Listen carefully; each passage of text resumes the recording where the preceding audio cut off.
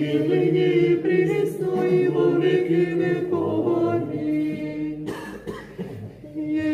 Єдинородний Сині і Слові Божий, безсмертен Сині, і зворівий спасення нашего ради воплотитеся. От святыя Богородицы и Преснодевы мои, непреложного человечевыйся.